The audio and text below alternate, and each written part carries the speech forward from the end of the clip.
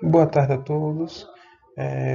Vou fazer uma breve apresentação sobre o tema Reações Biológicas de Oxidação e Redução.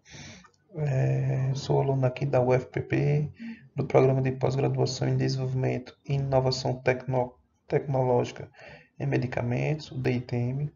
Vou apresentar esse trabalho para a disciplina de Síntese Orgânica aplicada para a produção e desenvolvimento de medicamentos, a disciplina ministrada pelo professor Dr. Luiz César Rodrigues. Bom, as reações de oxirredução são reações bem importantes aí para os seres biológicos. Diria até que 99% das reações ocorrem de forma oxidativa ou de oxirredução. Enfim, fácil observar o que seria esse processo de oxidação, porque ele é nada mais que a transferência de elétrons entre um átomo e outro no momento da reação. Aquele que ganha elétron, ele sofre o processo de redução, ou seja, ele ganha elétrons, se reduz, quem perde o elétron se oxida. Quem perde o elétron é chamado de redutor, porque ele é oxidado, ele é o agente que vai causar a redução de outro átomo. E o contrário também.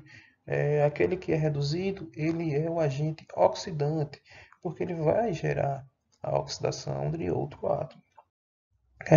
Esse processo ele é mais fácil observável através do número de oxidação, o NOx, que nada mais é do que o número de elétrons que o átomo realmente perde ou ganha durante uma reação química. A gente tem como fazer esse cálculo e observar se a reação ela é de oxirredução ou não. No caso, o exemplo que eu trouxe foi a síntese da glicose. Notas a produção da glicose a partir de CO2 e água. O NOx do carbono aqui de CO2, ele está mais 4. Já o da glicose, ele está 0. De mais 4 para 0, ele reduziu, ele ganhou elétrons. Já o NOx do oxigênio, ele está menos 2 e foi para 0. Ou seja, ele perdeu elétrons. Ele ficou mais positivo, ele perdeu elétrons, então ele sofreu oxidação. Aquele agente que sofre oxidação, ele pode ser chamado de agente redutor, porque ele vai provocar a redução. Ele é aquele que perde elétrons e seu NOx aumenta. Observa-se que é o contrário do agente oxidante, daquele que vai sofrer redução.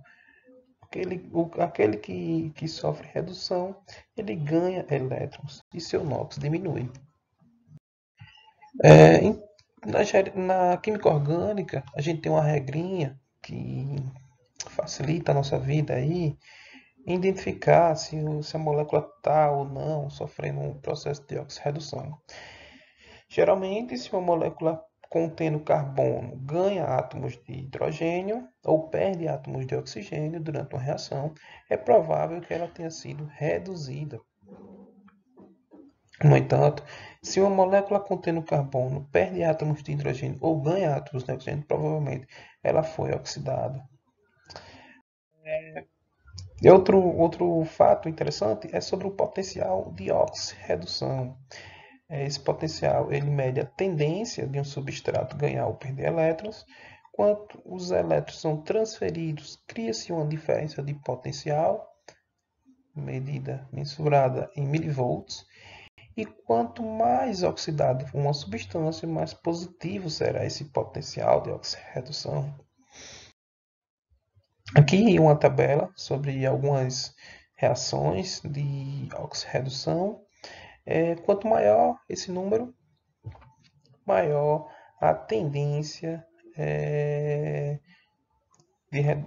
dessas moléculas causar oxidação. certo? A maior tendência delas serem reduzidas. E aí, o peróxido de hidrogênio, terceiro aqui da coluna da esquerda, o H2O2, você vê que ele tem dois elétrons para oferecer, se reduzindo. A, esses dois elétrons eles serão importantes para causar a oxidação de outro agente. Ou seja, H2O2 é um potente agente oxidativo. Ele está aí, muitos estudos mostram que, principalmente estudos envolvendo estresse oxidativo, mostra o quanto essa molécula é importante para os danos moleculares no DNA e os danos em biomoléculas, certo? Porém, quando ela está em grande quantidade, ela tem essa propriedade de sair causando.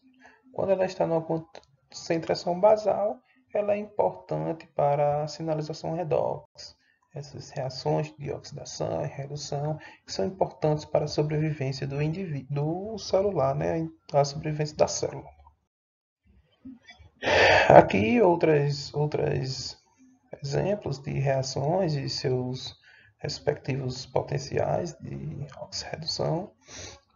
Um que eu gostaria de chamar a atenção é o NADH e o NAD, sua forma oxidada e sua forma reduzida. E eles você vê a tendência favorável aí do fluxo de elétrons, certo? E a gente vai detalhar ele mais à frente. Bom, o exemplo que eu trouxe são as reações biológicas, redox, a respiração celular.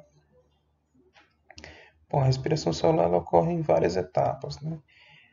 Cada etapa dessa gera, por exemplo, a glicólise, ela acontece em 10 etapas. Então, eu não vou detalhar cada uma dessas etapas.